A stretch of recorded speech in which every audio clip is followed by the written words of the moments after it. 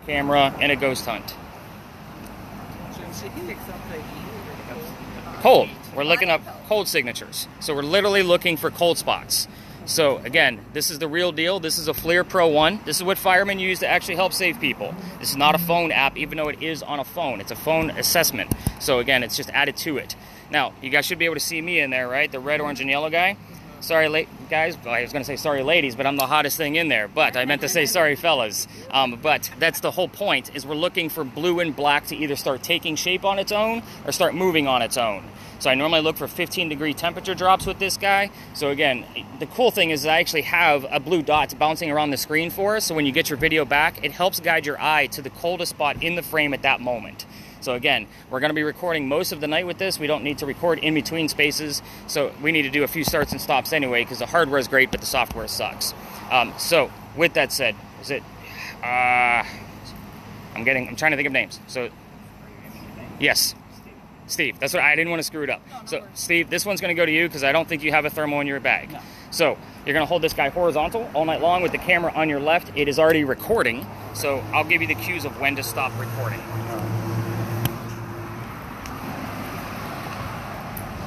You know, it's been weird all week because everybody's been showing up in very large groups. So I had like 2 groups of 4, 2 groups of 5. Everybody here tonight is in groups of 2, except for one set, which is a group of 3. Wow, that's not supposed to pop off there like that. That's not good. That's not good at all. You may need some of Steve's equipment.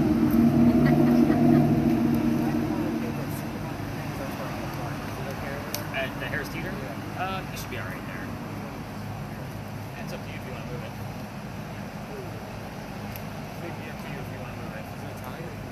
Yeah, we're going to be here for a few. It's going to be closer to the exit of like when we end. Holy cow, this guy's not supposed to come on. Like, that's a little disturbing, guys. I'm not real happy about that. Do you need a light? Yeah, do you need somebody got a light on there? Oh, I found it.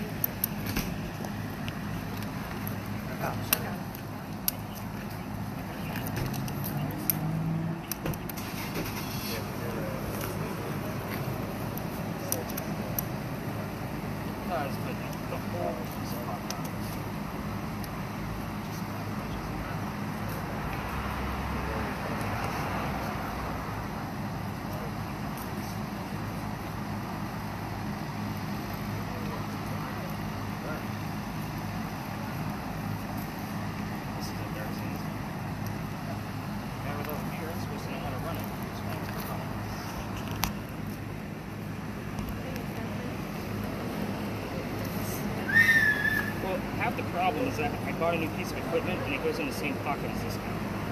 So it bounces around. Is that a screw? Is that a screw? It is, but it's pressed all the way through already. So because it took the whole piece out of it. Thank you. Appreciate it. Alright. So with this particular camera, kind of do a quick demo in this. I know it's very boring because it's just a dark screen. You should not be able to see me in that camera right there. We're going to turn on some lights. So now we are working with infrared lighting. This is light you cannot see with your own eyes. The whole screen should be purple at this point. The point here is that we're going to hopefully find something we would not normally be able to see with our own eyes. So again, we're working with the torch light here at the top and then the 4 lights that are on the front of the camera. That's all the red lights you see, which makes everything purple to our eye through the camera. So we are going to be using an accessory along with this, so that's why it's going to go to the party of 3. So, Jesse, you get to be our cameraman for the night. So, how old are you, Jesse? 12. You guys are going to all see the perspective of a 12-year-old when you get your video back tomorrow morning. So, you're going to handle this just by the handle right here. It's super easy. So, there you go. That one's going to go to you. Just so I actually get all of the accessories to the right person, because the way this is kind of set up, this is the only one that actually needs an accompanying person to work along with them. This is the neuralizer for Men in Black. None of you are going to remember a thing by the time we're done. See, there I got jokes. So Kevin's back there like, yeah, let me see what he's got now. Lasers. We're going to be using lasers because these guys show up in Jesse's camera like a Christmas tree. So the reason why we're using these is because you can't see the lasers until something actually passes through it. So the whole point here is that if we do capture something on the camera, I'm able to give you the still to show you what we caught. We're going to be using 2 styles of lasers. This one has a red grid on it. The reason for the grid is if we capture something in that camera in the middle of this one, then I can put it in 3D software and give you a full 3D view of what we caught along with measurements. So again, this guy is super exciting. I've had it for about a year now. However, the 3D software has yet to be able to take any of our findings. It's always been just a hair too blurry. So both lasers always go to an adult. So because you guys have the accompanying person, that's going to be it. Lasers always stay on the ground. So that way when you're pointing them, they're going to stay on the ground unless you direct it otherwise, because there is a laser law in Charleston. Okay, how did you turn it on? So this guy actually has a button right here, and you have to hold that one. Okay. This one has a light switch. So once you turn it on, it stays on. So you have to be careful where you're pointing it until you turn it off. Okay, maybe like put it on for now? Not right now. Okay, We're going to talk more about that at the next okay. location. All right, let's get into spirit boxes, because that's usually the most exciting thing, right? Spirit boxes. Spirit boxes are going to be a way for us to communicate with the dead. So, you guys have all seen the TV shows, correct? This is normally the white noise. Zach Bagans will tell you what he thinks he heard in the middle of the TV screen, so that way he's trying to convince you of the exact same thing. We're going to be doing that in real time, along with, we're going to be using a little bit of a different method. That white noise and the disembodied voices that they capture on TV are a rarity. I told you we caught a disembodied voice last night, which was super exciting, but I only capture about 3 to 4 of those a year, not 12 per episode. So again, that's just not how that works. So I do have these slowed down on purpose. I do want us to listen for the radio chatter to come through. Song lyrics, DJs, commercials. The reason for that is normally a 50-50 shot that we get tied to the location of where we are, a person in history we're talking about, or even something going on with one of you. It happens all the time. So, with that said, this one's going to record because...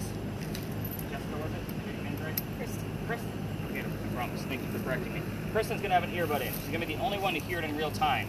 But this one is recording. You're all going to get the recording back tomorrow morning. I'll be writing down whatever Kristen hears in real time on top of whatever spot checks I do tomorrow morning. So you're going to kind of have a double whammy before you even get started with listening to it. So, earwax is gross, Kristen. You get to keep the earbuds. I don't want them back. So, you have to undo the twist tie for that, and your volume is the wheel at the top. I'm going to make sure it's turned all the way down so that way you don't get blasted in the ear when you pop it in there. Let's see. Rabia, you're going to get the second one like this, but it's not going to record. So I'm going to be relying on you in real time so I can write whatever you're hearing in real time. The reason I don't record both of them is because if I'm recording 4 hours of white noise and I give it back to you, somebody's going to hunt me down and kill me.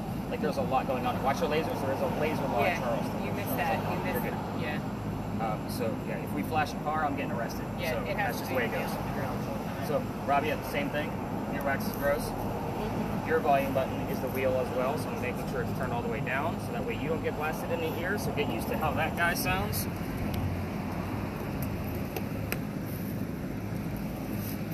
The next spirit box. This one we don't have to listen to. This one is actually going to give us words from time to time in the center of the screen. This would replace an oculus of what you guys would normally see on your TV shows. So, in a nutshell, this guy is going to save all of those words and phrases to a list with timestamps. It helps direct me on where to watch your videos, where to listen to spirit box recordings, and all of that to see if we can tie things up. Now, this is a phone app. 80% of this is going to be garbage. It's not going to be relevant at all, but I do give you the full list back and always highlight things that are relevant to our space, a person, one of you. Same principle as all of the other spirit boxes. Last night we had 76 terms. That's about average for a 2-hour time frame. We are going to start off with the number 8. So, Linda, I think I'm going to go with you on this one. That one's nice and easy. I don't want to see any words popping up. I will come to you when I want to see the list. You and I will go through it together. Otherwise, we'll be out here for like 4 minutes. So don't make any comments about the tour and what you think about it. She doesn't have anything that's recording. It won't record. I'm not recording anything. This is gonna give She you can make all the words. comments all she wants to. Not going to bother me, no. So the next spirit box works completely different than all the others. It's going to sweep through both the FM and AM radio stations at the same time. So basically, in a nutshell, it's going to try to take out the white noise that the red spirit boxes that Kristen and Robbie are listening to and only give us words. So with this one, we only capture about 10 to 12 terms that actually pop out of this guy. So, Mike, I think I'm going to go with you on this one because everybody gets something. So unless, yeah. So Both lasers normally go to one person. Oh, I didn't know I was doing both. Oh yeah, I'm double fisting you on that. I got you. You're all over. All right, I got you. All right, so Mike, the only thing you need to worry about is how to like hold it. This is the front, obviously with all the lights. Blinkers are at the top. On the right is a mute button. It is on mute right now because we're going to be near some ponies soon. They don't like the white noise in case of that slip through. Yeah, so you'd be looking at it like this because your speaker's here. I'm looking at that right now. On your right-hand side will be a mute. It's the only button there. So that way you guys can all have a communication. That way you guys can all hear something coming out of a spirit box. So I always do the open box that way. Let's see. Hi, Fantasy. Hi. You're going to get my brand new device. Oh, lucky me. So, Yeah. this guy is going to have all of the letters on the screen, and it's going to move a cursor. Any type of electromagnetic field spike, it's going to stop that cursor to give us a letter. The hope here is that we're going to be able to spell things out or have an anagram or initials. Who knows what's going to pop out of the sky. I've only had it for about a week because it's literally brand new to the market. So again, it's only been out for about 2 months. We've gotten very little out of this guy in the past week. I'm just being honest with you, so you seem very excited. I'm hoping that your energy is going to actually help it perform. So, again, I will keep up with you on where the letters are coming through, so that way you don't have to scrape everything. That's it. I've already got a preset for you. What else is in the Santa Claus bag? I know, I can go on all night, right? The last spirit box. Which party does not have a spirit box? You guys all have a spirit box. Other people that have coming in. Okay. Yeah, but I try to make sure there's at least one spirit box in every single Is that party. a spirit box? Yes. Alright, so you guys can actually work on this one together. So you are Jessica, correct?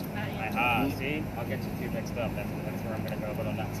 Your spirit box is also open air, so that way the two of you can listen in on it together. This is an older style spirit box, so the earbud thing doesn't work with this guy. So I attached a ball speaker. Your volume is on the right-hand side. You hold up the little roll button to get some volume, and hold it down to turn it down when I'm talking to the whole group. So kind of get a feel for where that button is. It's on the ball speaker. All right, you guys have all seen these on TV, right? So these are the K2 electromagnetic field meters. So these are pretty much a must-have when we're doing any kind of investigation, only because I use these to debunk. So I want to know where the parking meters are, electrical wires, you know, those kind of things. This has a very low measurement tool on it, so again, it always looks very exciting when it's on television. So with that said, because this job is so easy, and the only thing I'm going to want to know out of this is what colors you're actually seeing out of it, I'm giving you a secondary job. So you're going to be taking hundreds and hundreds of photographs for us. However, I don't normally hand this to kids because they don't know what it is. It's a digital camera. There's no flash on this guy on purpose. The reason why is I don't want any false positives coming out of it. So the nice thing is because you have two simple jobs, you can also help Kristen with listening in. She's going to have another earbud, so that way you guys can actually work together on that spirit box. So two very simple jobs. Whenever colors pop up, I'll ask you what's going on with it.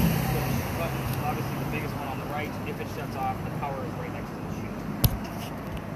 Nice easy jobs, but again, you got three things you're working with over there.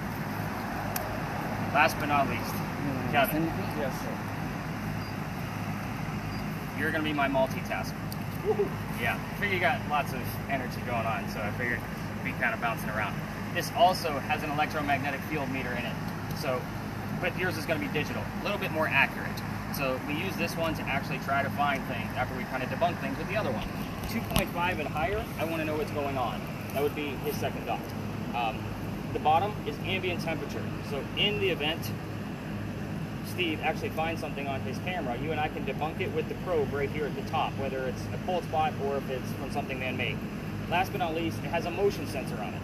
In the event something gets close to the antenna, it's gonna go off. I'm not touching it, just so you know. I'm touching it now. Different colors, different tones. You and I will talk about those colors and tones at our first stop that we'll use it. So again, hang on to that, get used to how the red numbers move around, and we will talk at our next 2 stops away. Everybody's geared up, correct? All right, Jesse's in charge. Go have fun. Let me know what happens. Aha, see? Caught you guys off guard. Like I'm not coming along. He's like, what do I do? I'm just listening. You'll be listening in on it. So, You did it for And I don't turn these on yet, right? not yet.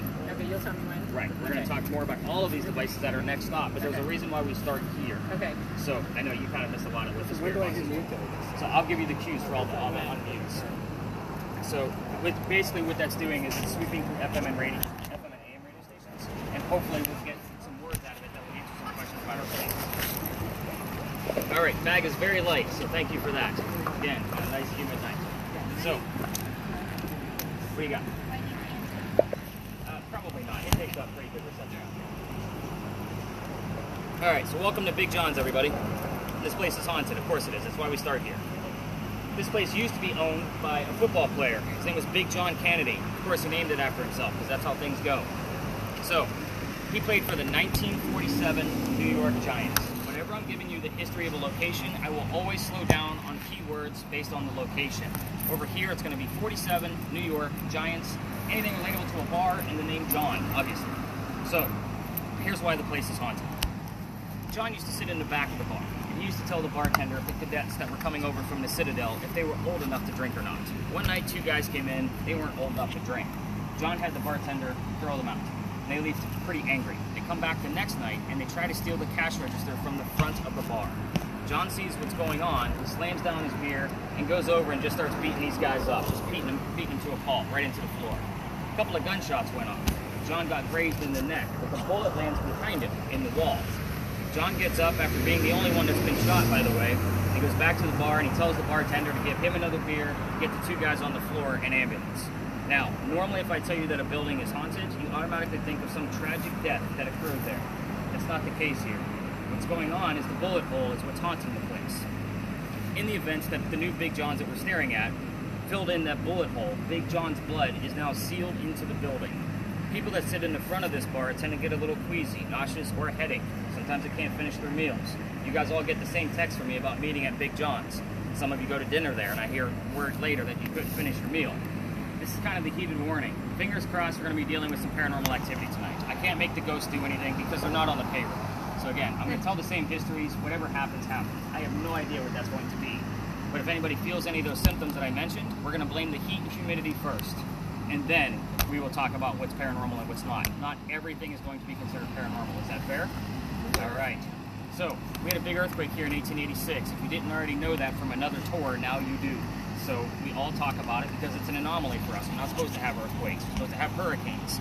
So, the building, Big John's, is allegedly where the first death occurred from that earthquake. The white mantle you see broke off in the front of the building, hit somebody in the back of the head, and killed them.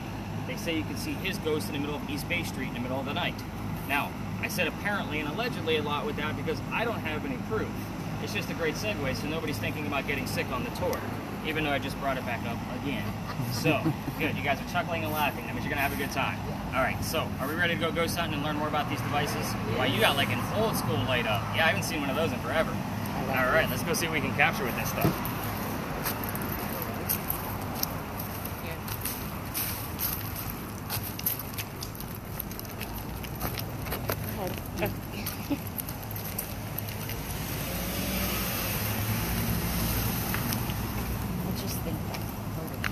Shouldn't be the one that's got the white noise.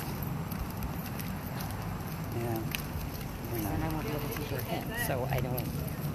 Well, just in the one headset. Yeah, I'm not a fan of the SB7. Oh, jeez. Alright, nice slow move.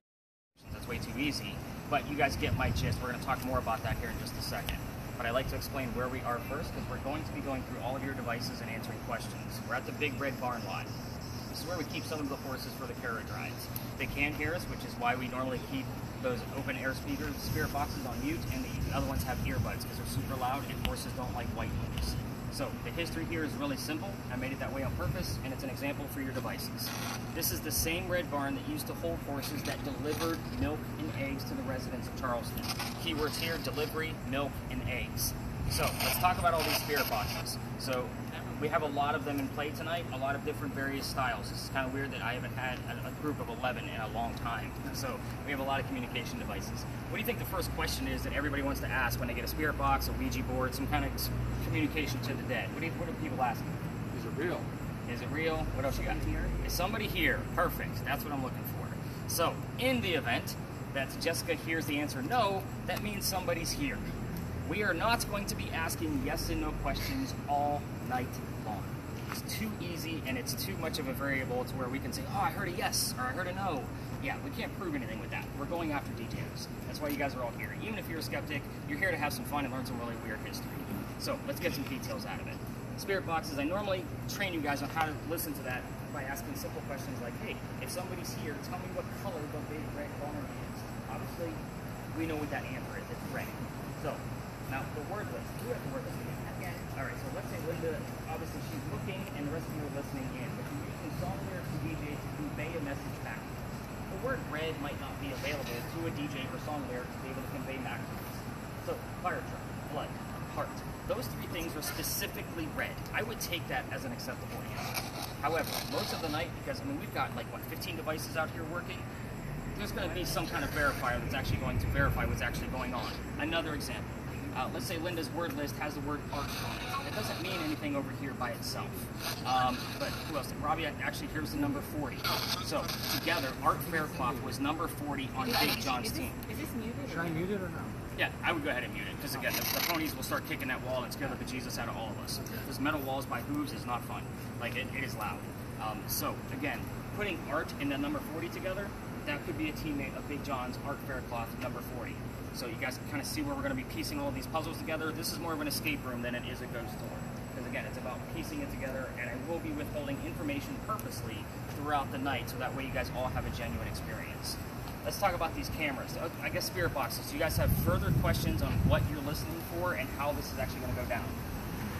So will we tell you though, like if I hear something? So you're gonna at the next space, you're gonna see me bouncing around from person to person, so that way I can be writing down notes from each specific person. Otherwise, you guys are all gonna be bombarding me. Yeah. Kind of mentality. I'm afraid I would forget this. It's okay. That's why the two of you are working together. Okay. So, Kristen, do you have a good gist on how you're gonna be listening in on it? Yeah. Okay, again, the funny thing is I normally use, if you hear Drop It Like It's Hot, the song, I want to know that you heard Drop It Like It's Hot. It could mean that there was a fire in that location. So, and to see how we're piecing these clues together. All right, cameras. So, Steve, with your camera, Yes, sir. thermal imaging, you're going to try to do two things. I guess let me start with all three cameras first, because we do have three different cameras running. We will be in spaces like this where there will be parked cars or people walking by. We don't film people. We don't film people's cars. So, again, people get a little weirded out like that because they don't know what the hell we're doing. So, again, kind of keep that in the back of your mind. But with your camera, Steve, I want you to try to keep one of us in view. The reason being, we're going to be the warmest thing out here. So I make that joke at the beginning, so we kind of have that in the back of our brains. It's easier to find a cold spot when we have a hot spot. The other thing is keep the sky out if you can. Some places that'll be impossible. That blue dot that's bouncing around will default to the sky because there's no surface. So again, if you can, keep the sky out of view. So nice slow movements. It's much easier to watch a video when it's actually nice and slow. Jesse and Angela, let's get you guys going on your lasers. Angela, point one of your lasers down on the ground for me.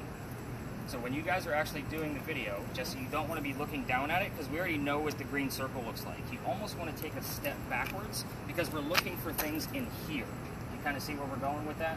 So you guys will be moving nice and slow, so if something goes by real fast, we'll be able to capture it on the video because you two were moving slow together. So lasers also set off car alarms, no pressure at all on the lasers. I know, I put out that laser law piece and now I'm telling you that they set off car alarms. Great. I know, right? So the easiest thing to do is always make sure that the piece of the laser is touching your foot. So that way you know they're in control. So that way you can kind of keep an eye on both of them. You can use them together if you'd like. Don't cross the streams. I know it's a bad Ghostbuster joke, but it does work here. You don't know the Ghostbuster joke? No, but I mean, like, you could do both together, you're saying. You can, but side by side. So if you put them together, it's pointless because then you just created one giant grid. But right there would be perfect. Okay, I see what you're saying. Gotcha. All right, so I think the only other person that I need to work with, where did I hand the millimeter? So Kevin, you have that. We're going to talk about that at our next space. Are you guys ready to get away from football players and ponies? Because I am. Let's talk about some history. Yes. All right, let's head over this way. Let's go up. You got some colors going on that thing. Yeah, I mean, is there electric lines running under here? No. Nothing. So you got about a 15 on there. Yeah, I felt something coming up behind me before.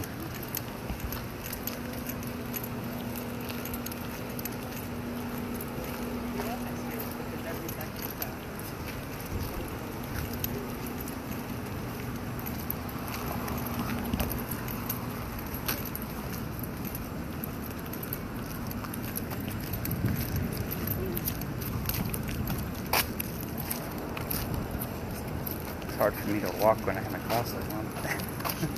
What? I said it's hard for me to walk when I have my glasses on. We'll take them off. But I have to be able to see this thing to make sure it's on.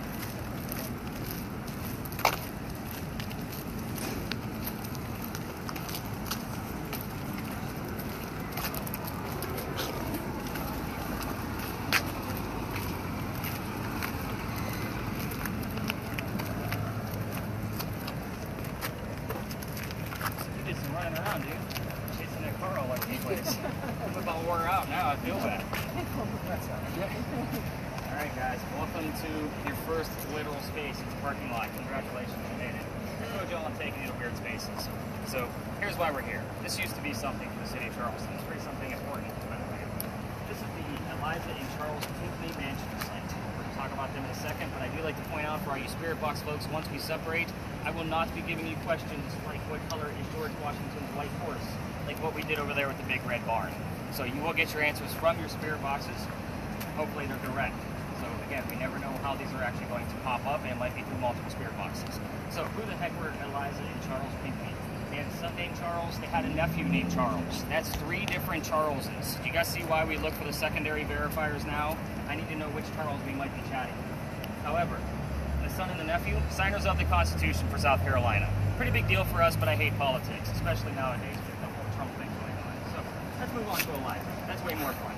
Eliza, she married Charles at a young age according to today's standards, not the colonial times that she came from. If you're going to ask her how old she was when she got married, you're not going to hear numbers like 12 and 14, just so you know. We're talking about today's standards, not the colonial times. You ask. However, she married Charles because her father was over in England and thought he was dying. He's trying to bring all of his kids back home to England so he can see them one last time. Eliza, I know history's boring. We're going to wake you up a little bit. So, Eliza married Charles because her father, said, come home. And she said, no, I'm going to stay here. I'm going to get married. It's 1744.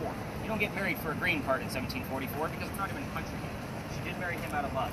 She was correct. Her father did not die right away. Instead, he starts sending Eliza gifts to this space. One of those gifts happened to be the plant seeds of indigo. You guys have been in town for at least an hour or two that I know of. You've seen the word indigo somewhere. Yeah, was they going to restaurant? Everything. We have it all over the place. There's an Indigo Inn around the corner. We have the Indigo Hotel in Mount Pleasant. It's everything. So,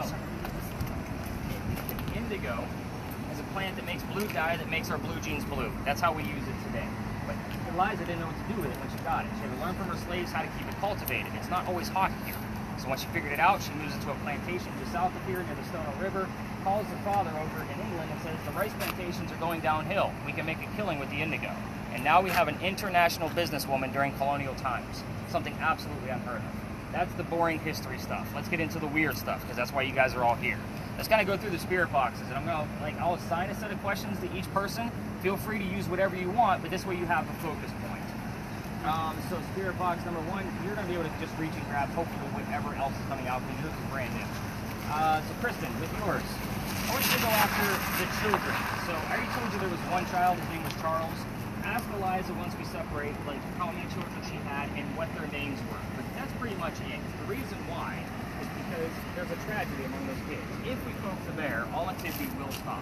So again, that includes any EMF readings that we're getting and all of the Spirit Box activity. So just kind of focus on those 2 questions and kind of see what you can get out of it.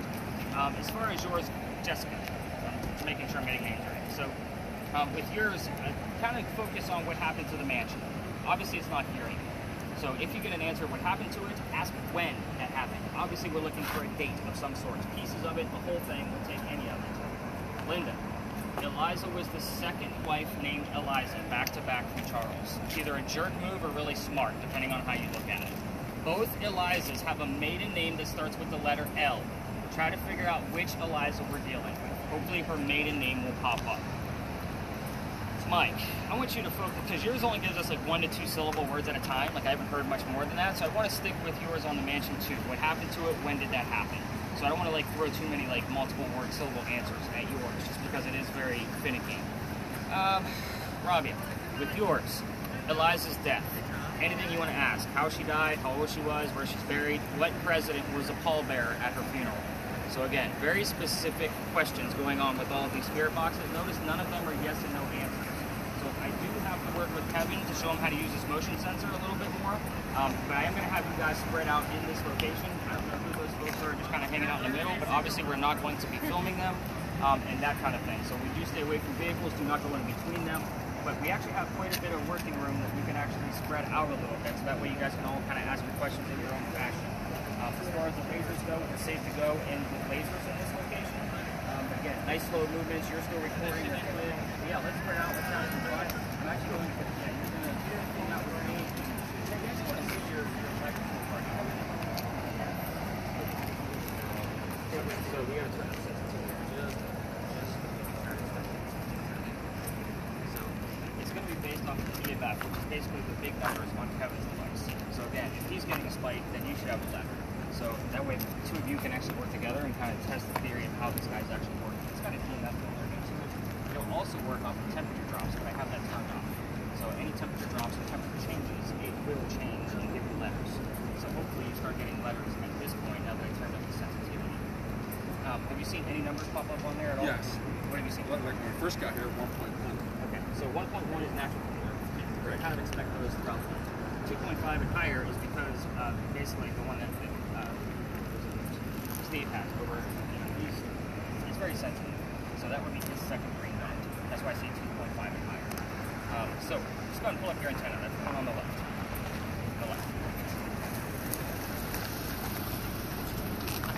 So big one, I got you.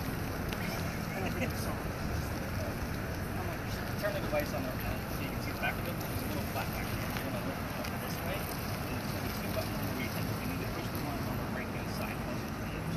Like it into the device. This one? On the right. Okay. Perfect. And turn it around slowly. So it's going to go off with your motions, and it's super great, as you can see. And that's all. So there's a way to reset that so we can omit any false positives. It doesn't turn off on its own, but where your thumb is along that spine of the four buttons.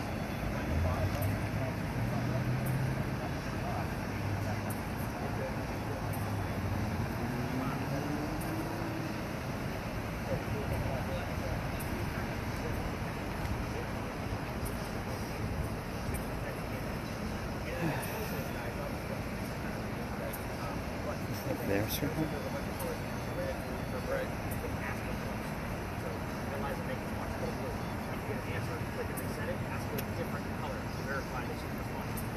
Let me do something else.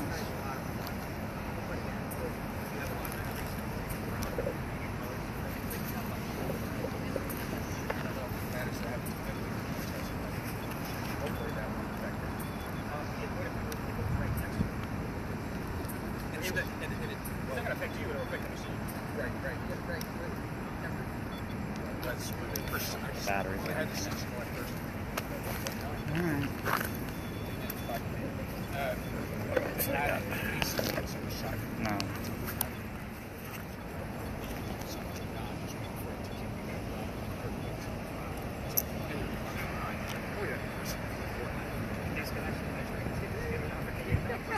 I think it's like right on top. So it's doing this is right every time.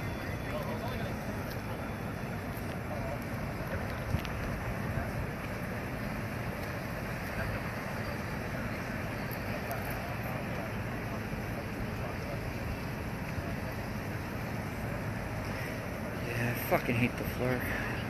For this reason. It's like so hit or miss.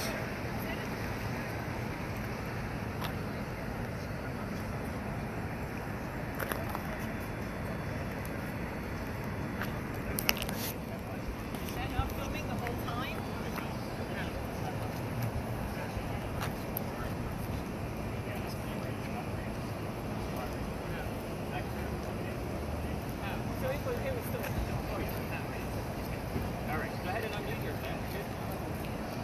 Oh, it's actually going?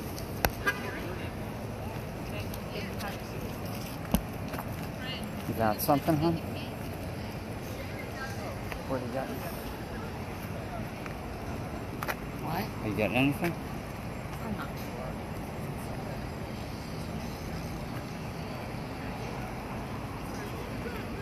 No. I've never liked the Fleur for this reason.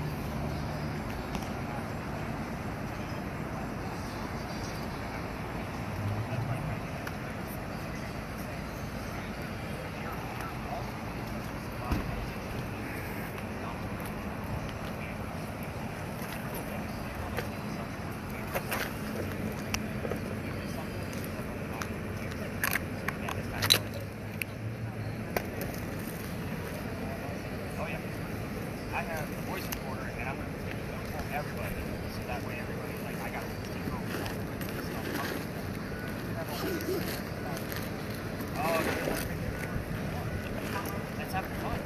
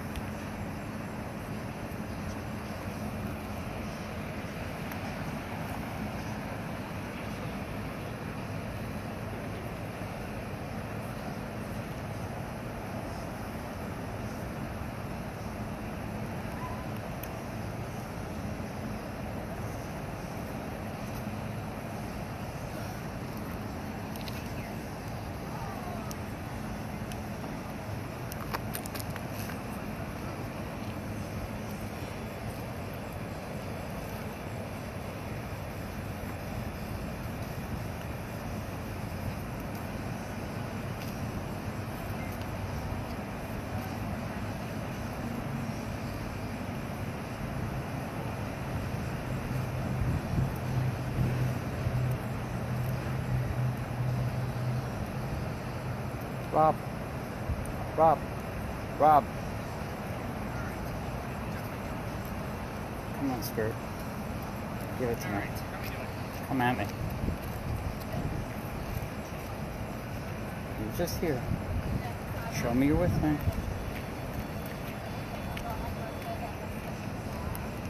Did you move away?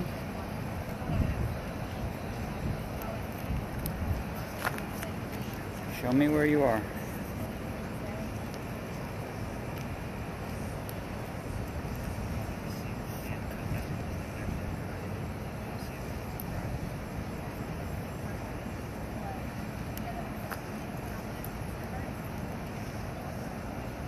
Fuck, can't I see the things?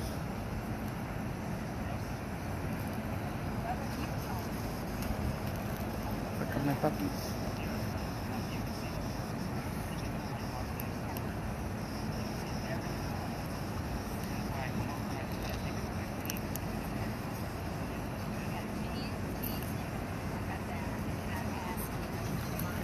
Was it here?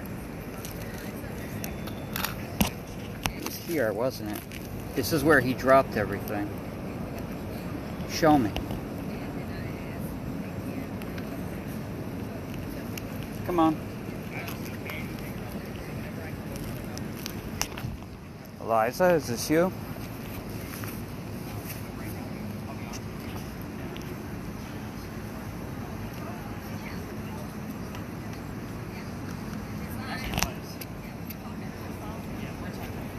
Okay. What the fuck did I do with it? Where the fuck is the key to? I don't know how to respond to that. Really?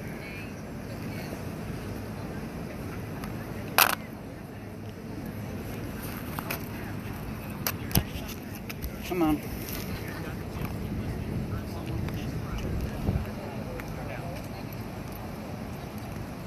Alright, so with your camera, I don't always like do super quick follow-ups just because, again, it's all about the review on that camera. I'm sure you understand that. I'm really not seeing much on the camera, but I am getting some good spikes with this stuff. How high did you go on your mill? With it on that setting? 512. What units of measure are you using? I'm using, is this Tesla? It's going to be Tesla. Because, yeah, that's super high for using. Because we use milligauss on everything else. So I usually do that because your K2 meter's on milligauss. So that way I can kind of compare them. Okay. But, again, you do what you need to do. I mean, that's your device. I'm not going to record 512 negative. Yeah. Yeah, I just wanted to kind of get a better idea of where there might be something. So, see, like I'm pointing up. It was just at 140. And I was getting a sharp, like, electrical spike right in the spot. Okay. Like you could feel the electricity and the energy. And it just keeps fluctuating. Yeah, I love this space, by the way. Like, yeah, there's something... Like, there's a lot that goes on here. This is a pretty good hotbed for me. Yeah. As far as the tour goes. Yeah, the floor, unfortunately, hasn't really given me much. Okay, and again, that one's all about the review. We never know what's actually going to pop up. Are you still recording? Yeah, we're good. I got much to review. All right, where did Rabia head off? I just heard her talking to somebody. So I need to follow up with her. I'm going to do one more quick round robin and then pull us back so that way we can actually get. Whoa. What's going on with yours? I got a 1900 just now.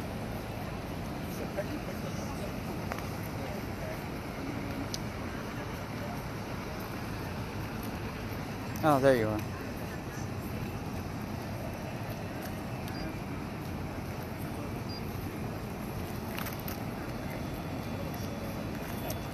Actually, I'm wrong. This is in milligauss.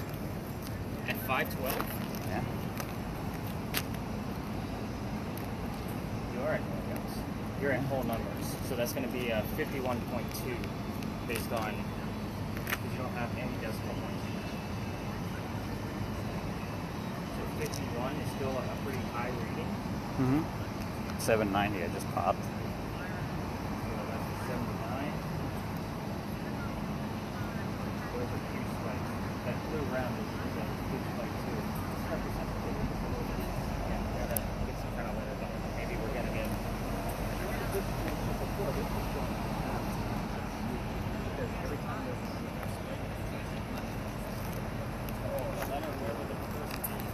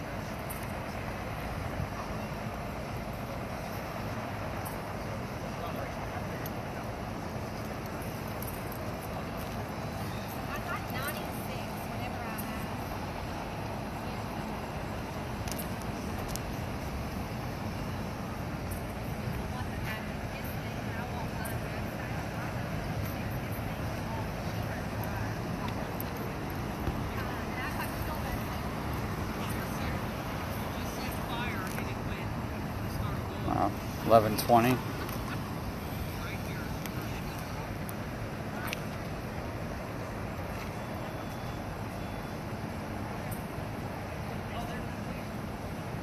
$28.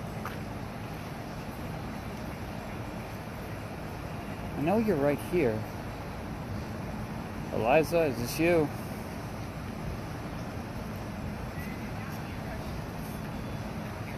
Can you make it go to red?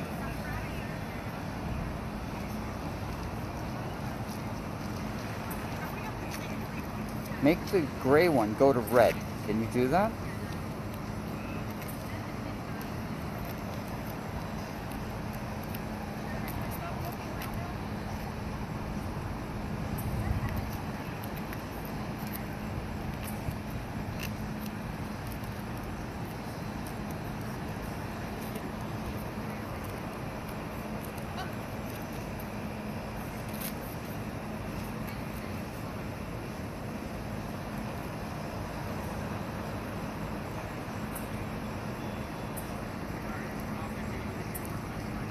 Can you show yourself to me?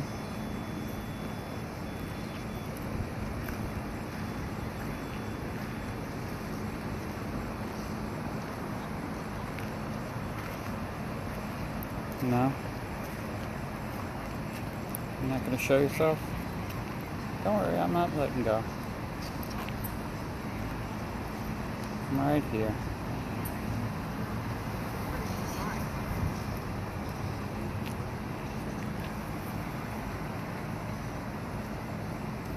Go ahead. Push that thing all the way up. Let's see how high you can go with it.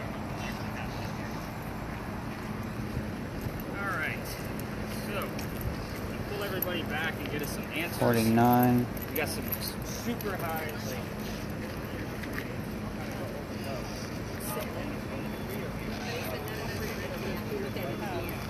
yeah, as long as they stay within your family building your family.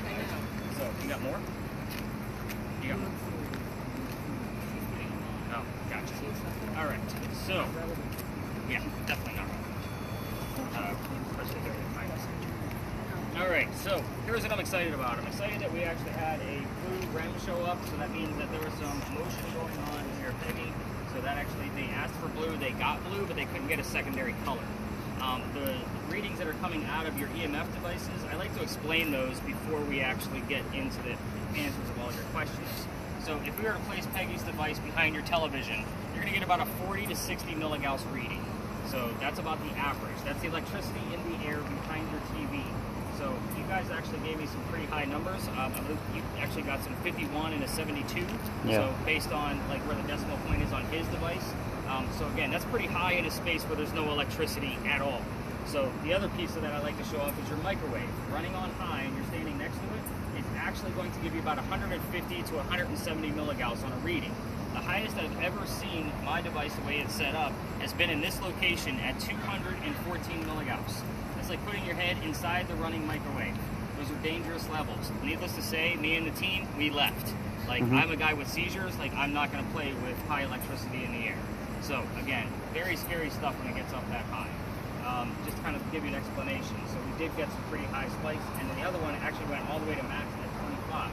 So, again, that would be the one that you have. That one spiked out at 25 because that's as high as it goes. Whenever I break out the tablet to kind of give you guys the answers of what's going on with your space, you don't need to huddle around. I will go around the room so everybody can kind of see what's going on. This is Eliza Lucas Pinckney. So the maiden name that you should have been listening for would have been Lucas. This is the second wife named Eliza. This Eliza married Charles at the age of 22. You guys gave me every other number With the in thing, the or? 20s. No, me. You guys gave me 20th, Don't 21, listen to that thing. 25. I'm not, it's off. Everything but 22. Charles, her husband, was 45. So again, over double her age. It's better than 12 and 25. We're going to take it. So kind of take that for what it's worth. The first wife, her maiden name was Lamb. So Lamb and Lucas were the maiden names that Linda should have been listening for. We actually did get the term fire that showed up on a spirit box. So that was actually heard, and that is exactly what happened to the mansion. This is the only photograph of the mansion that we actually have. So this is exactly where you're standing. This is after the fire damage of 1861. Yes, that fire occurred on 12/11/61, December 11th, be one of the years. At times, we will get the term fire and then their full date, 12/11/61, all in the same year. So every tour is going to talk about some kind of fire that occurred, you know, in our town, because we've actually had dozens of them. The fire that I just spoke of was one of the biggest we ever actually went through. The map of this, you're standing on the little green dots on the right-hand side. This fire went from one side of the peninsula to the other. This is a giant fire, about $5 to $9 million worth of damage in 1861. Because of our inflation rates, there's no way I can actually transpose that to today's numbers. But again, it started up the street at the Harris Teeter grocery store, came down here, did that little bit of damage, and then literally went behind me to the other side of the peninsula to be put out. So that's all the picture pages I have. Let's go through the rest of the answers. Who had the questions about the children? I did. Kristen. So there were 4 children total.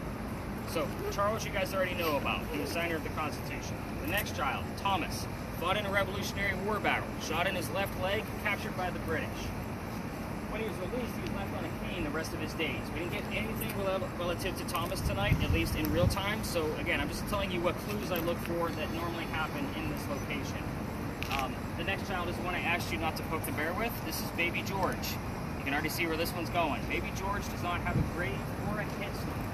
The reason for that is it's a great possibility that they would have mummified this child and kept him right here in the home, waiting for his mother to pass away so he could be buried with his mom. You can't Google mummied baby and not expect a phone call, so I can't prove any of this, just so you guys know. As far, go ahead and turn off that REM pod, that button in the back, so Kevin will show you. So, the last child, her name was Harriet, the only daughter. She married Daniel Ory. Myrtle Beach is in Ory County. That's about 2.5 hours north of here. That kind of gives you an idea of where she lived. As far as that's concerned, Eliza wouldn't be driving 2.5 hours to go see her daughter. Lots of letter writing. So if Harriet does show up here, very seldom, by the way, we get ink, quill, paper, anything dealing with letter writing. Eliza's death, who had those? Probably that was you, correct? So I think everybody was asking about how old, you know, Eliza's death. She was 70 years old when she died. That's a long time for a woman to be living during colonial times, by the way. She died in 1793.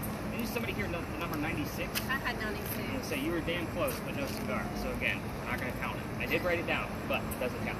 We're going to move in a little bit further. This car's going to need to get out, just so you guys know.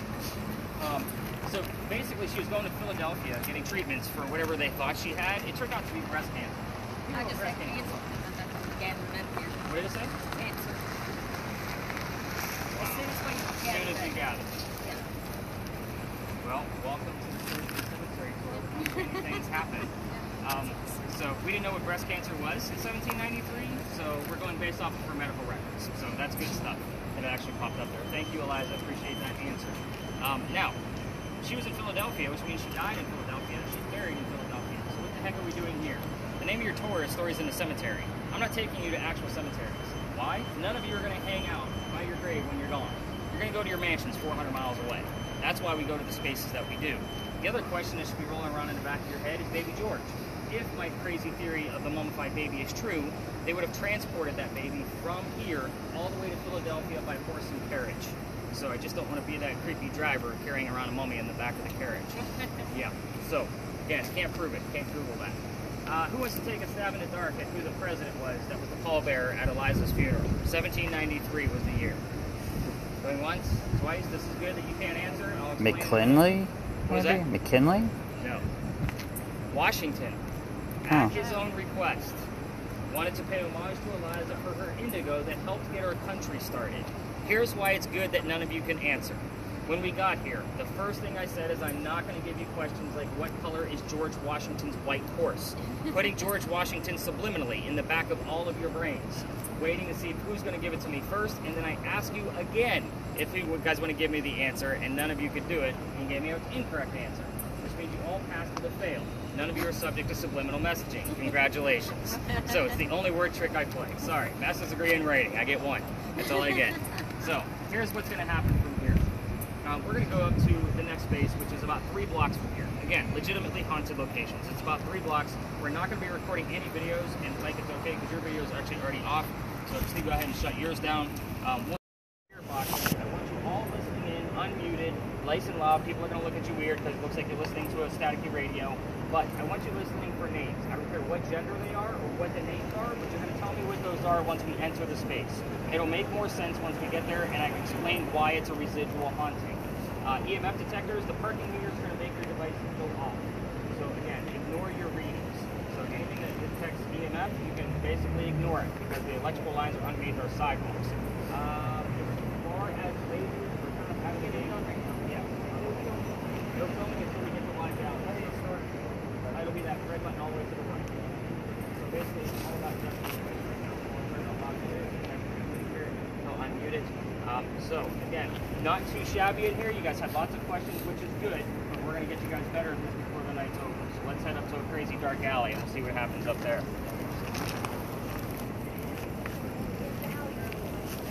Oh, you can turn it up along the way. So just when we get in there, it's a quiet space. So I'll actually have to turn it down when we get in there.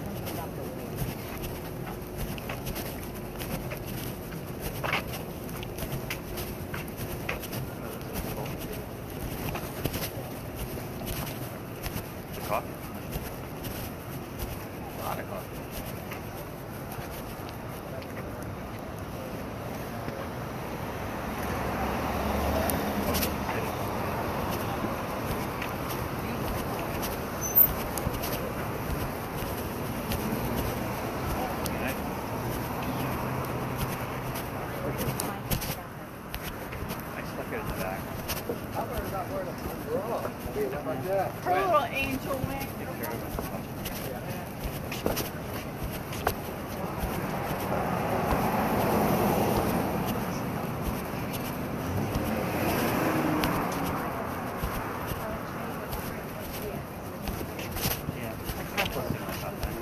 Well, you're going to get it, you know. It works sometimes. A lot of this stuff works sometimes.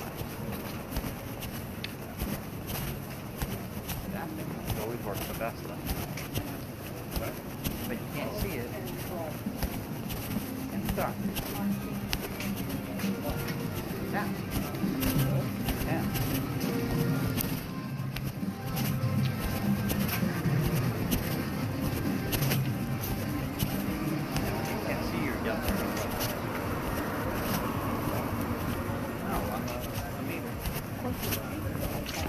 Not where the meter part is. So you can hear it click. Unless you have a really strong yes or no. It's like, yeah.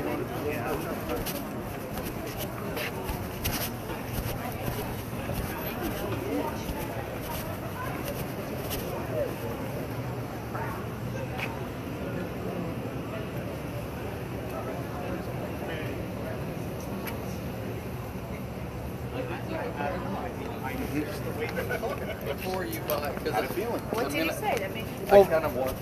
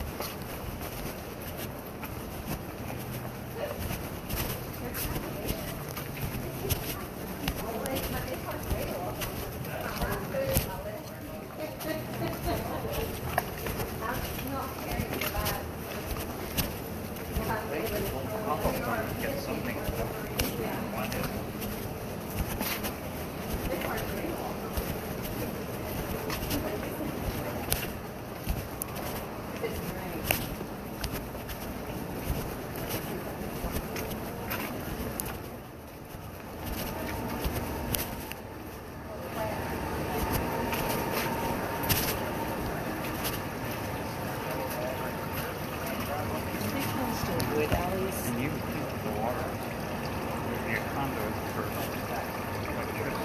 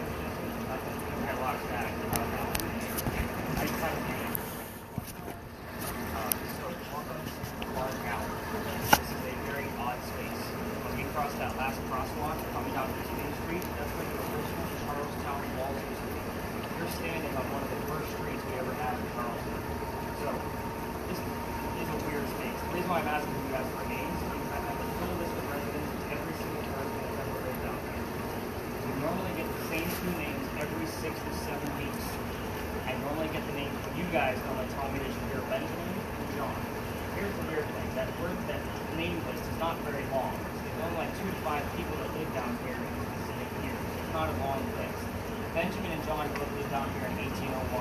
I have nothing significant about Benjamin or John other than John has ever been here that long. It could have been longer. These are called Belgian blocks. They're made out of granite. The whole point here is that these bricks have been here for a few hundred years, and stone team theory says that any kind of rock or earthly material that's been in the same space for a few hundred years can hang on to the consciousness of the memories of the things that occurred here. That's why I believe we're getting the same two names every 6 to 7 weeks. Right now, we're in week 7 of that loop, and I haven't heard either name yet this week, so I'm hoping tonight's going to be our night. I haven't been able to pinpoint when it actually occurs. So, the other weird thing about the granite is that it's not supposed to have any electrical charge to it whatsoever. It's granite. It's not quartz, it's not a magnet, it's not supposed to have any type of reading at all. Okay, you go ahead and put your device literally on the ground. So Steve, you can try yours out too if you want to.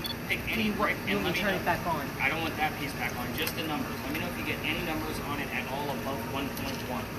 So again, we're not supposed to have anything up to 1.3. Because that's natural from the earth. Oh, okay. So again, I kind of test this out on a nightly basis just to see if things are going to happen. He's got his REM going on there too, but that's perfectly fine. You still run at 1 point mark, Peggy? No, 0.6. 0.6. So yours actually went down. It did. Steve, you got anything on yours? 1.2. Yeah. I changed it to the. Okay, the decimal point. Yeah.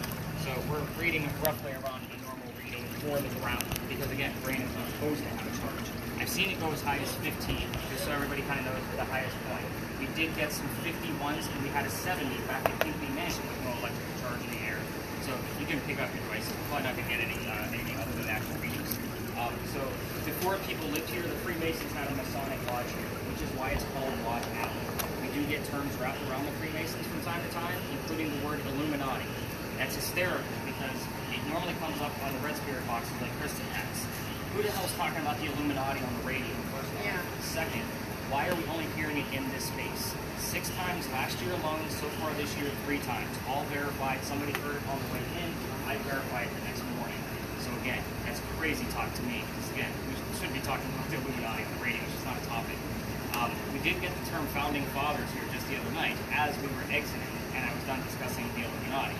So again, it is kind of like it was a stretch, but still, founding fathers and Illuminati kind of go hand in hand.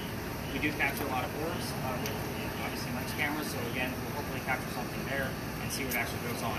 I don't like to keep this here for too long because it's very humid from these stones. Here's what's going to happen. Go ahead and clear your laser. We are going to stop recording as we exit on video cameras because we're going to be going through a neighborhood to get to the next space. The next space is another alley. However, I can't take you all the way through it. I've been kicked out. But the reason why is because it's residential at the end, and you guys have all the noisemakers and blinky lights and all that kind of thing. I got caught. I will tell you the full story because it actually is relevant to our last space. But we're going to talk about that alley outside of the space. We're going to see other tours going into it. I normally don't take you guys down halfway, which is what we're allowed to do, because it's not fair for 10 to 11 people to try to investigate a small space around 20 to 60 other tours. You guys get my meaning, because we're allowed to go to 20. So we're going to talk about it outside the space. Definitely listen in on your spirit boxes, and obviously the new envoy along the way. We're going to stop the video cameras as we exit. So any other questions about like the Charlestown walls? We're going to discuss them a little bit more at the last stop. All right, let's do this thing. Go.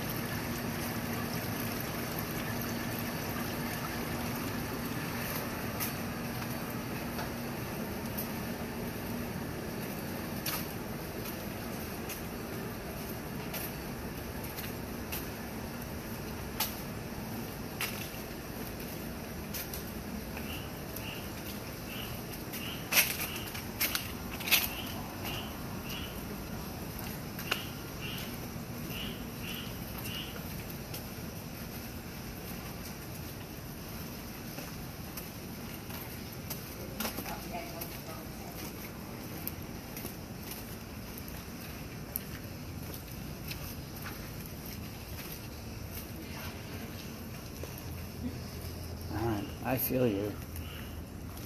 Who are you? Holy shit. Whoever it is, it's really strong.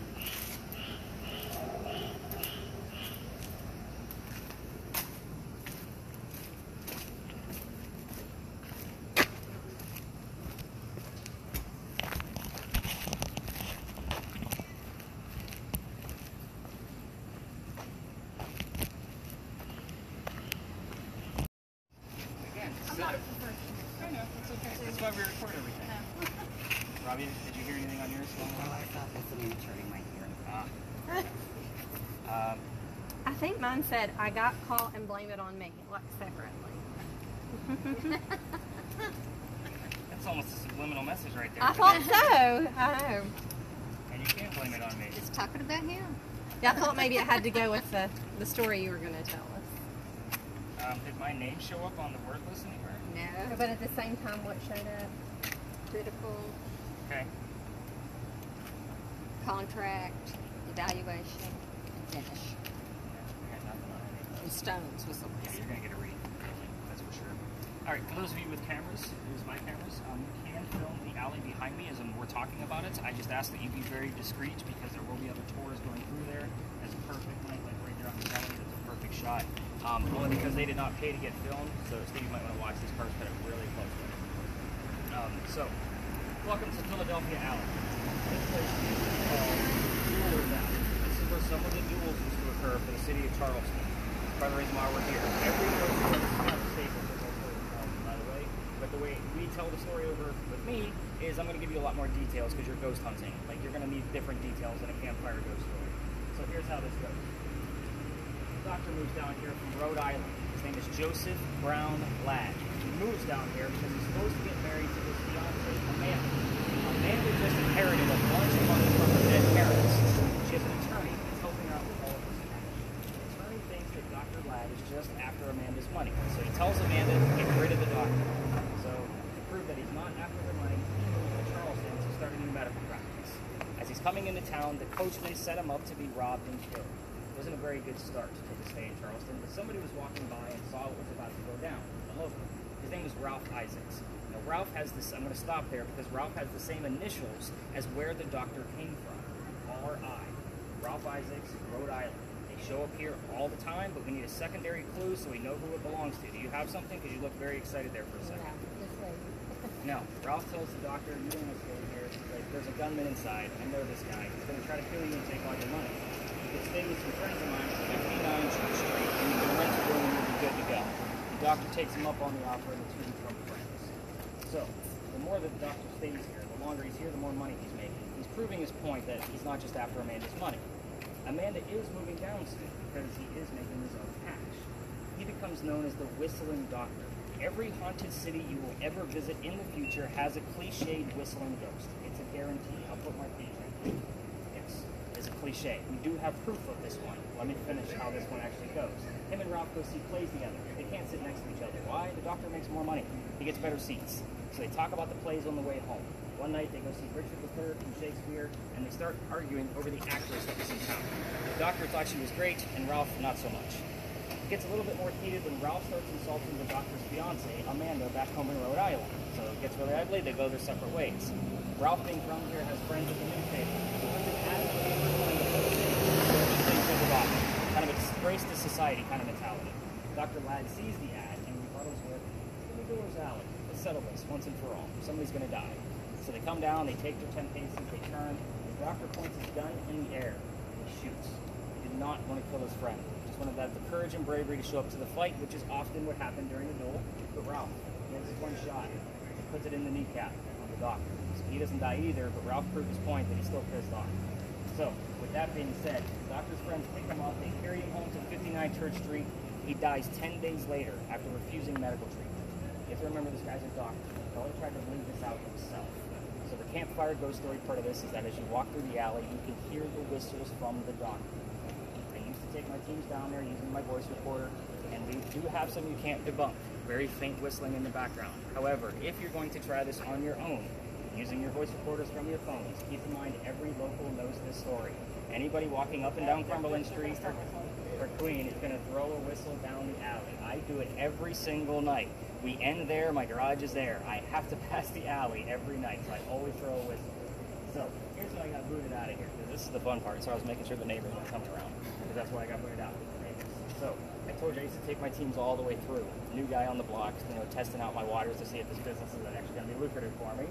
And the reason why I used to take people down there is because this alley didn't always come all the way through. It used to be blocked off, which means that the bricks on the other side are older. Those bricks are sun-dried bricks from slave trade. There were 4 handprint and fingerprint swipes at the end of this alley. Well, everybody wants to try to get a reading from all my devices out of one of those bricks. I treat those bricks the same way I do a grave. That kid's not staring at his own handprint in the afterlife. However, November 26th, 2020, yes, very specific date, my entire team decided they were going to huddle around one brick and try to get a reading. Now, that brick is outside a gentleman's dining room window of his beautiful mansion. Come out yelling. My daughter thought it was great because Dad's getting yelled at. Yes, she was on the tour that night. And we moved on. The next day was Thanksgiving. I did not have a tour. I worked in retail for 20 years. Stayed my fame where I took Thanksgiving off. The day after that was November 28th. The tourism office called me, asked me to reroute my tour or to go down halfway like everybody else. So I didn't think it was fair. Again, 10 people to investigate around 20 to 60. So I said, we're going to reroute. I didn't even believe in the story that I'm about to tell you at the next space. I told my team that, we're going to wing it and see what happens. So, before we leave, somebody hears the name Anne on a spirit box. I did not tell them we were going to be investigating the female pirate Anne Bonny. So I'm like, all right, maybe there's some legitimacy here. Let's see what happens. We get up there, somebody else hears the number 300 on another spirit box, and I don't know what that means until I'm doing the research the next day. We were there on November 28th of 2020. Anne Bonny's trial for piracy was November 28th of 1720. We were there on the exact 300-year anniversary of her pirate trial. So guess what? I'm no longer a vampire guy. I had to turn into a pirate guy. So I've read more books on pirates, trying to piece together pirate lore to get a factual investigation so we can add it to what we do there every single night. Now, that is a hit or miss location. We're either going to have a ton going on or nothing going on. But the worst case scenario is because I have read so much about Anne Bonny and her pirate career, you're going to learn a hell of a lot of things about pirates that you never even knew before. So we're going to have some fun with this. It is kind of a whopper of a story, but we are going to stay out of every other tour's way. We're going to kind of find our little hiding spot because we're investigating. They're telling campfire stories, right? So have we heard or seen anything before we leave the space? I know some of you have your things going on. You guys were giggling over here. What do you got? Guns came up. Guns at the dueling place. Yeah, I'll take it. not Nice. Right as you were saying all that. And then Kindle too. I don't know. Kindle? Kindle, like the name. K-E-N-D-A-L-L. Oh, okay. That could also be a last name. So that would be Kendall. And contribute and good. Those were the things that came I'll dive into Kendall. I don't know irrelevance off the top of my head. I'm not going to make something up for you. Sorry. I'm not Zach. Anybody else hear anything? Got any words, letters? You said you could go halfway. We can go down halfway.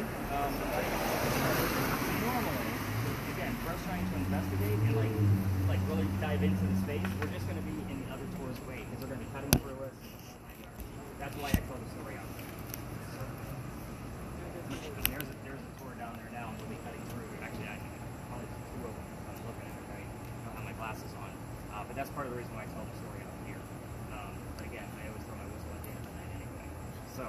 let's head up to talk about crazy pirates and let's see what we got going on up there. If you're recording a video, by all means, if you want to continue, you can. Yours is actually off right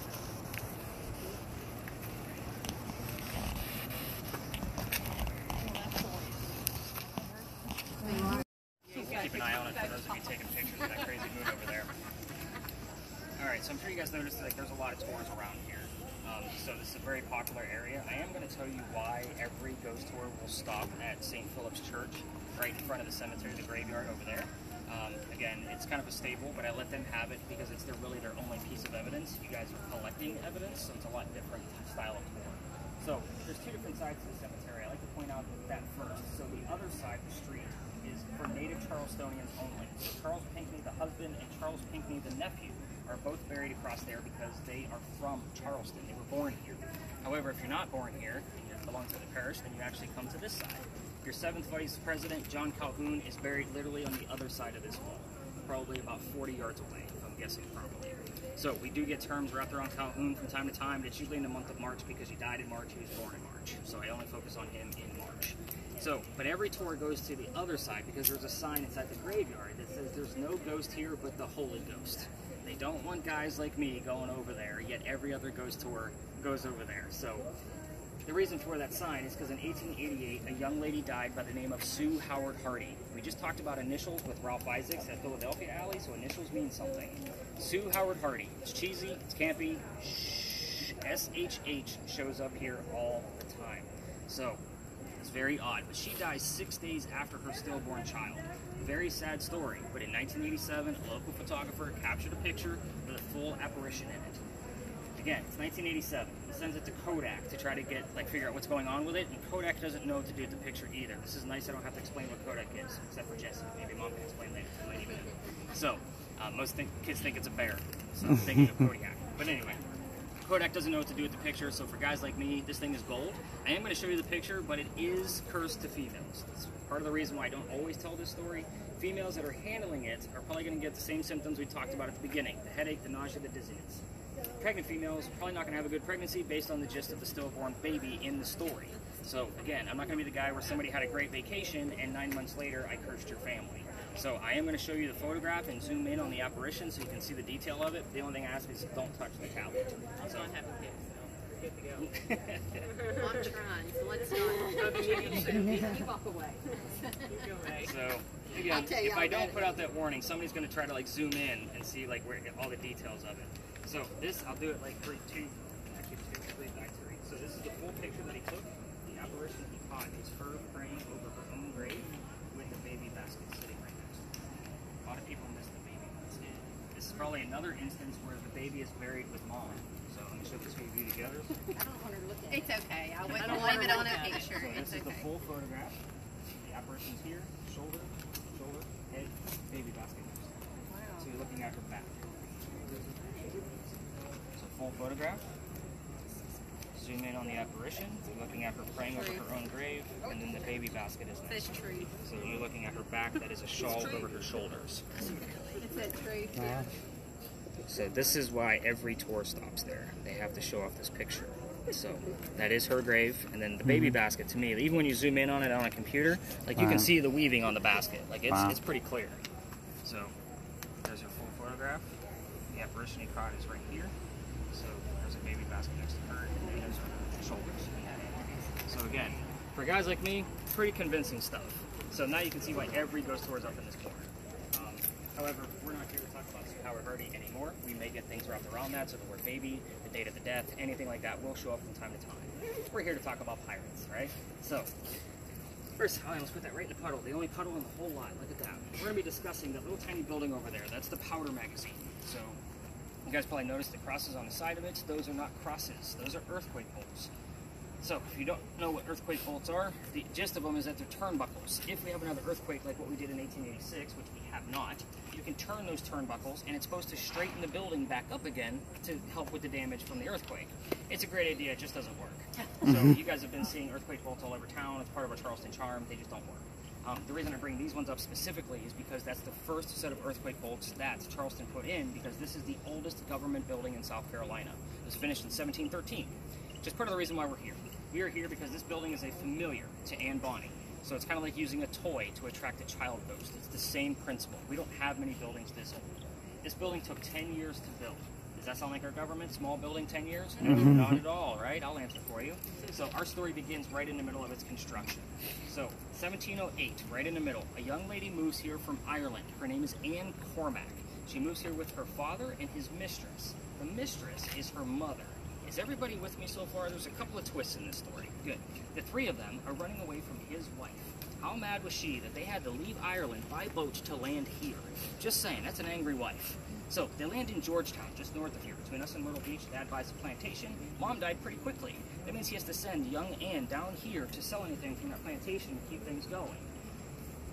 Anne, back home in Ireland, kind of a badass chick. They say she actually killed one of her servants when she was only 10 or 12 years old with a knife to the belly. So I'll just give you that mentality of her as we go through the rest of her story. Let's fast forward. Building's done in 1713. Pirates are coming through town in 1715. Anne is stoked. She wants her freedom, just like a man. So she falls in love. Guy number one. Yes, we're going to keep track. There's a handful. Guy number one is James Bonny. You already see where this one's going? We've already mentioned Anne's full name. Dad doesn't approve. He's a filthy pirate. They run away to Jamaica, elope, and they get married. Anne Cormack is now Anne Bonny, the famous female pirate. Now, when they get there, this is not Captain Jack Sparrow that she was hoping for, like every lady wants. This guy's a privateer. He's a spy for the British. He's a coward in her eyes. So a few years later, she falls in love again. Guy number two. This is John Rackham, a.k.a. Calico Jack. This is literally the person they based your Captain Jack Sparrow character off of for your Disney films. So Calico Jack has his own ship and wants to be part of that ship. Can't put a girl on a pirate crew. Does anybody know why? Now, look, exactly. Can't put a girl on a crew, so he makes a deal with her. If you dress like a guy, you can be part of the crew. You're going to hide your gender, but you're going to be a female in my quarters. She's okay with this because Dad used to cross-dress her as a boy back home to hide her as a boy apprentice to keep her away from his wife. So she's like, whatever, it's a man's world, I'm a pirate, let's go. Most of us are adults, let's put two and two together. Being a female in his quarters, she's eventually going to get pregnant. You can't have a pregnant pirate dude on the crew. Somebody's going to figure out that she's a girl, and then they're going to get rid of Jack. They'll vote him off. So Jack drops her off in Cuba. Have the baby, come back later, we'll figure it out. So she has the baby, but returns with no baby. We have no idea what happened to this child. No matter the amount of research I found, there's nothing about this child. But she's also dressed like a female, which makes Jack pretty angry. Everybody's going to find out anyway. So while she was gone, giving birth, he actually captured another pirate crew. They're down below deck. Anne's going to go flirting with that pirate crew because that's what Anne does. She's trying to make Jack even more mad. So guy number three. Guy number three turns out to be a female, dressed like a guy to be part of the pirate crew that Calico Jack just captured. This young lady's name is Mary Reed. She went by Mark Reed to become a pirate. Her and Mary Reed become friends, possibly lovers. We're never going to know for certain, but the British find out where they are. They send a fleet of ships. They come take down one pirate ship, and Anne and Mary are the only two pirates not drunk enough to come up and fight with their one bullet flintlocks. Probably because they don't know how to use the cannon jet. That's a speculation. So they're obviously going to get arrested. As they're being arrested, she looks at her captain, her beau, Calico Jack, and she says, "You should have fought like a man instead of being hanged like a dog." The word dog will show up here quite often. We had it just a few nights ago, before we even told the story. Judge, his name is Nick as well, so if you hear my name, it's usually relative to him. He wants to see the two men that fought back so valiantly because he's already tried and hung Calico Jack and the drunk pirates that wouldn't fight. So Anne and Mary go in front, and they reveal their gender, hoping to save themselves. He doesn't care that they're female. He's still going to hang them because they're pirates. "We plead our bellies" was the last thing they screamed out because you can't hang a pregnant woman in 1720. It's illegal. So he sends them both back to jail and delays the hanging. Dad is still here in Charleston with all of his Irish money because he was an attorney back home. And he bails out Anne, brings her back home. She remarries husband number 2, but guy number 4, because we're going to count Mary Reed. She has 4 kids and dies at the age of 84. Yes, very abrupt ending. As far as Mary Reed goes, she died a year later in 1721 from whatever pirates die from in a Jamaican jail. So, I will tell you, I only left out 2 things on purpose because you guys all seem to know what you're doing with your devices by now. We are struggling with some of these spirit boxes, but this is our last stop. So, I only left out 2 things. Everything else is fair game. You can ask whatever you want to. I left out the name of Anne Bonny's parents. That's the father and his mistress. And I also left out the name of Calico Jack's ship. Anything else you feel like asking your spirit boxes, let it happen. Peggy, as far as yours goes, we're not going to see a whole lot of numbers as far as EMF detectors. It's going to be based off of the REM, the motion. If you turn that motion back on and ask Anne Bonny what her hair color is, we have gotten the answer directly before. So again, it's very interesting, and it is red, just so you know. So it goes straight to red, and it is very difficult to get a red reading on that device because they literally have to touch the antenna. So again, let's see what happens with that. Everything else is fair game. If those of you that want to get some pictures or video of the front of the powder magazine, you can leave the lot, go in front of those bushes to the left, get some footage. The only thing I ask is that you do not interrupt the other tours. If you wanted to get footage of the cemetery across the street for Sue Howard Hardy, you can go over there and get some footage. Don't interrupt the other tours. But we're going to spread out. I'm going to chill out by the wall because you guys all know what you're doing by now. And then I'm going to give you a few minutes before I start bouncing around. Lasers are safe in here again. So even with yours, Angela, if you wanted to go to the front, just make sure your lasers stay on the ground on the powder magazine lawn. All right, let's spread out. Let's have some fun. Last stop. Besides our parents' names, what was it? That just said Ann. That literally just said Ann, I swear. Besides her parents' names, what was the other thing that I saw?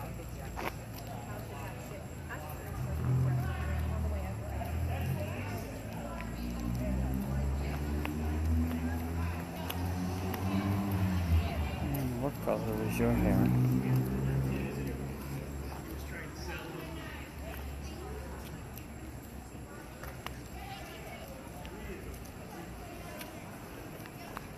And this is your chance. Come on out.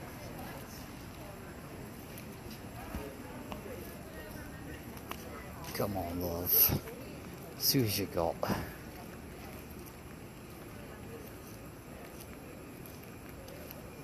Can you show me what you got there, love? Come on.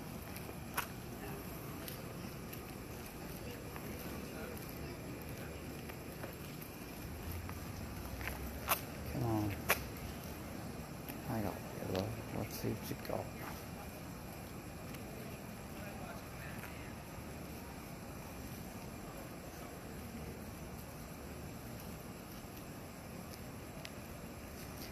Can you raise the two red? Show me your hair color. You got all over. I love.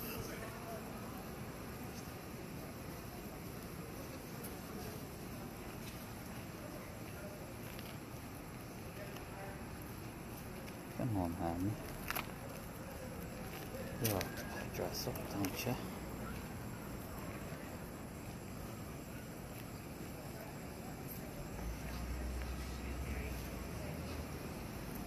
There's something there, love.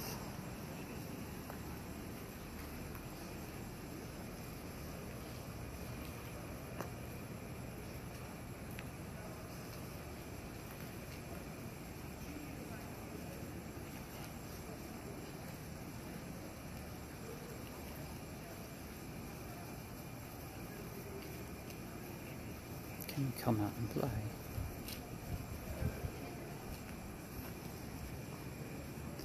Oh yeah.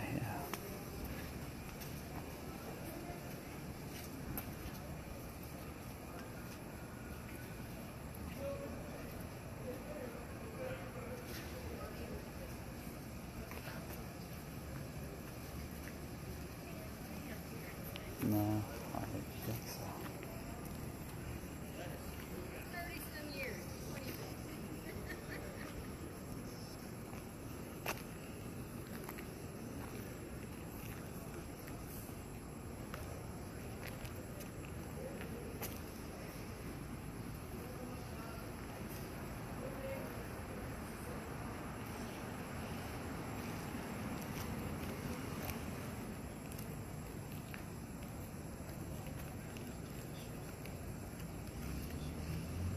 Did you say there's stuff back there?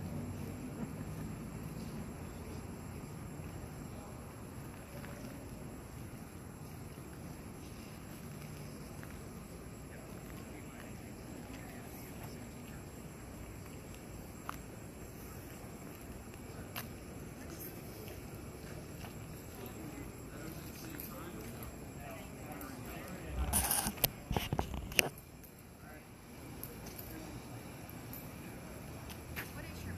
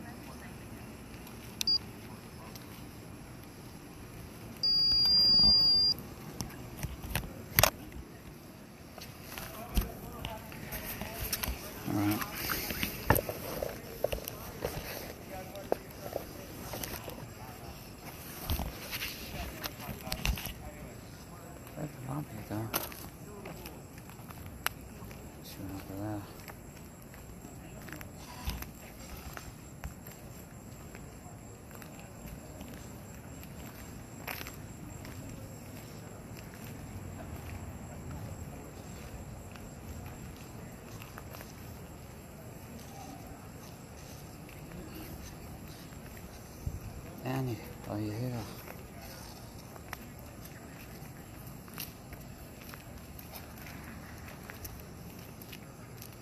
Annie, are you here?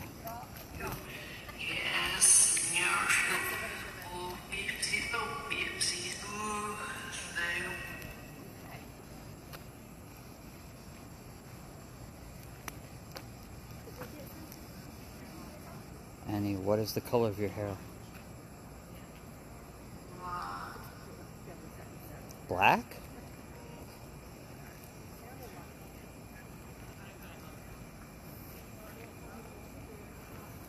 How did you die?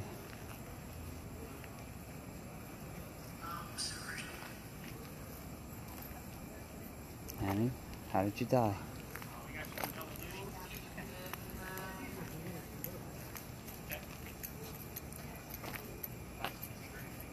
Annie, can you say yes?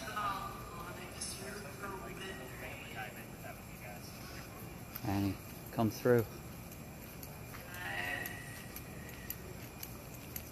Yeah, everybody's video is going to be sideways. No, sorry. Yeah, now you have to stop it and then restart it back. Got a yes out of it. And then when I asked her what color it was, she said Nor. Nor? Okay, black.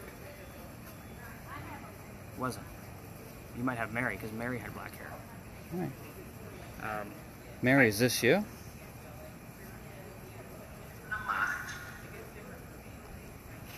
Mary Reed, can you tell us what your pirate name was?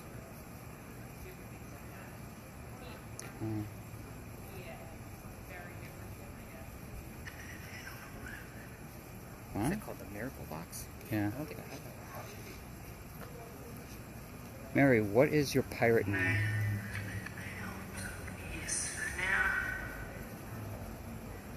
Mary, what is your pirate name? Please tell them. Okay. What is your pirate name?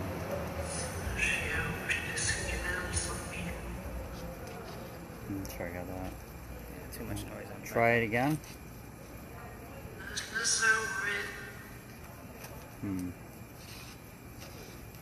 Interesting. I use another one. It's by Stephen Holloway. It's pretty similar to that, but I don't have to use the dial back and forth. It just keeps giving me. And I tested it, so I recorded it for an hour and reversed the audio. Okay. So I can actually hear what they're doing. It's a male and a female saying words back and forth, just random. So when something comes to forward motion, same principle.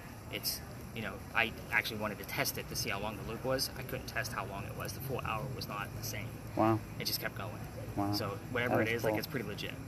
That one's called Paranormal Hauntings. That's a great one. I love that one. I mean, he's come up with a couple different ones, but they're for a Windows-based program. Okay. So I have an Android phone, so I'm sure I'll be able to find it. Yeah. Look up Steve Huff. I wrote down the Miracle Box. I'll find it. Yeah, and I don't know. I downloaded this one and today, and I just tested it with Yes, no's. Yeah, somebody that like I've dealt with in the past, and the same responses came back. That Envoy, the one with the letters on it, like it has a yes/no option on there too. I'm just not going to use it because I think it's too easy. Right. What do you got? Have you heard anything? Lily. And I also feel like I'm going to vomit every time I walk into this. I walked out there, I was fine. I walked back in, I felt like I was going to puke. And I left because I felt like I was going to puke. Do you want to sit down? Because there's a lid right over there where we're going to end anyway. Yeah. Okay. All right, I'll start to bring everybody over. See what we got going on.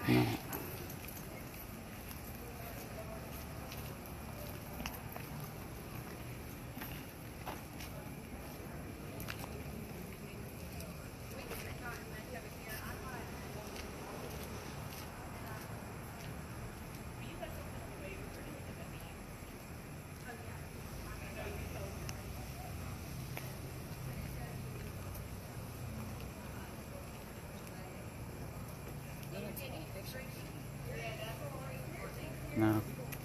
You know what? I'm. You should take a picture.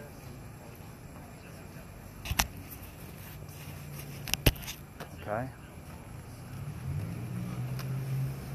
knew she had red hair. What? I thought she had.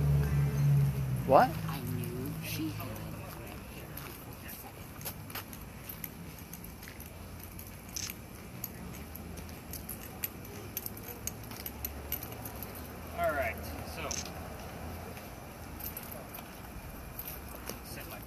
More. Come on over, guys. Let's rein this one in.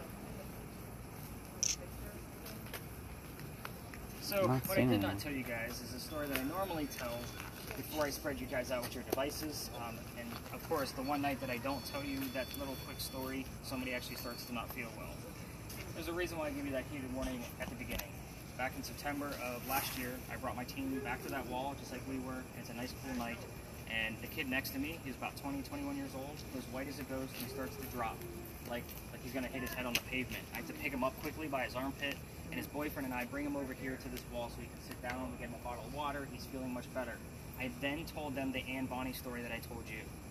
After I spread everybody out with their devices, they pull me aside and say, Nick, we are two transgender males, meaning I had two females dressed as males on my tour, just like Ann and Mary in the story.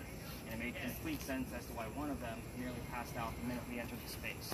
It was September in South Carolina, which means it was probably about 72 to 74 degrees. I don't remember the exact temperature, but it was a nice cool night. Nobody was overdressed and nobody was underdressed. Again, these are things I can't explain. So, I have somebody that is in the space not feeling well, so we're going to wrap this up really fast. So, I want to kind of end this so I can get you guys back to your cars. Again, I'm not about making people sick. So, how are you feeling now? Any better?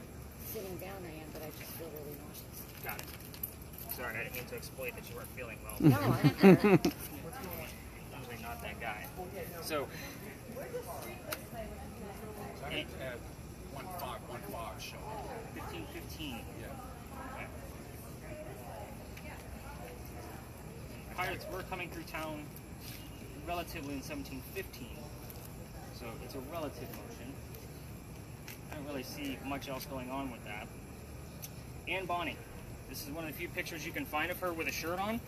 The reason why is because Ann Bonnie used to bare her breast to show the men that she killed that they were just killed by a woman. So, I get a lot of teenage boys on this tour. My name's Jesse. I don't need angry mom. Leave him here. The names of her parents were William and Mary Brennan. So you guys, none of you were expecting a secondary Mary because we already had Mary Reed from the ship. So again, you guys weren't expecting that. That's why I kind of threw that one out at you. We did get a Bill that was relatively coming close, but I don't think Bill as a nickname would have been relevant in the early 1700s. So I will dive in. It's very, very doubtful.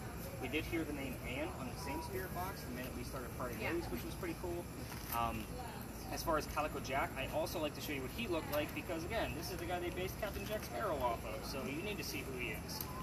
Calico Jack was named that because of the jackets that he wore. They came from the captains that he killed, British captains. So, fancy jacket, Calico Jack. That's why he was dubbed that name. This guy is also dubbed with creating the skull and crossbones that you would affiliate with any type of pirates, but it wasn't crossbones, it was cross swords. And he created that flag for the Jolly Roger. So we will get things from time to time relative to the Jolly Roger and or Calico Jack. So, the name of his ship, the Kingston. The Jolly Roger was not his own ship. So, the Kingston, I would actually expect from the only device would have been Jesse's, because it picks up disembodied voices better than the rest of yours. The word king would actually suffice on any other device. So, again, king, if it shows up, obviously if you guys are asking about the ship, it's going to be relevant to that. Now, with that said, we have quite a bunch of weird things going on. Obviously, something not feeling well. What letters do we have going on? What do we have for letters? Well, the letters I had was something YY. Yeah, YY. Any other numbers?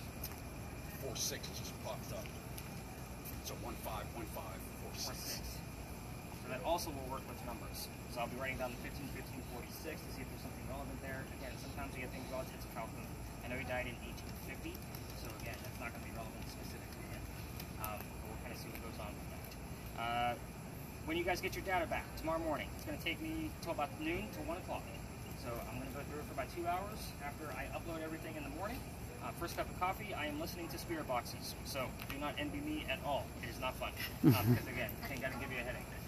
But I will always give you markers of what I find, so you guys will have lots and lots of notes to be able to go through, even if it's not relevant. I also created a field guide to help you go through your media.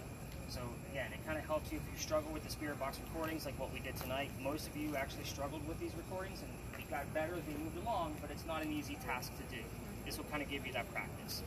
In that field guide is actual evidence from my orbs, so orbs that you're going to be looking for. Any kind of thermal imaging of supernatural things that we found in the camera. Those are going to be on there so you guys actually know exactly what you're looking for. to get all the media. You're also going to find my podcast at the top, which is all of my investigations privately. It's not the tours. So a lot of people like to know where else I've been and what else I've done. And again, I'm always updating the equipment. The device that Kevin has, I literally had it a week. The next thing we're going to be upgrading are the lasers. There's a laser grid that will actually tell you if there's an anomaly on a screen in the middle of its grid. So that way we don't have to stare at it and film it. So that's the next upgrade for that. So again, I'm always upgrading the equipment. So hopefully you guys found out that ghost hunting is not a scary thing as long as you know your history. Again, it's all about the history. If you don't have any evidence of the history, then it doesn't mean anything.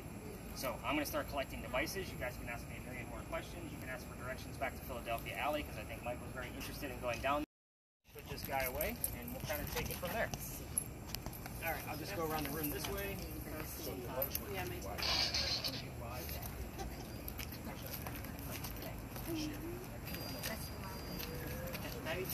Great stuff. Did I have any skeptics? Like any true non-believers? Yeah. You gonna put it out there? I don't feel good. It's okay, but you had fun. It's crazy stories. That's the whole point. I do like the stories. So if you want us to go over a bunch, you need to stick around there? No, not if you know where you're going. But I will text you guys in the morning. Okay, thank Nice to you. meet you. You're welcome. Nice to meet you. Ohio State fan. Ohio State stuff. So with this year, Are we further or closer? I don't yeah, know. for success this year, though. I think Daddy's. Nice attempt, buddy. So hopefully when you get the other recording back, you're going to find more stuff. Yeah, when we get tomorrow and he sends us all the stuff. Yeah, I'm going to send you a bunch of stuff to listen to and watch. Thank you. Alright, here you go. All right, appreciate that. And this one. So how is this guy? You don't have one of these, right? No, I had one. I actually took it.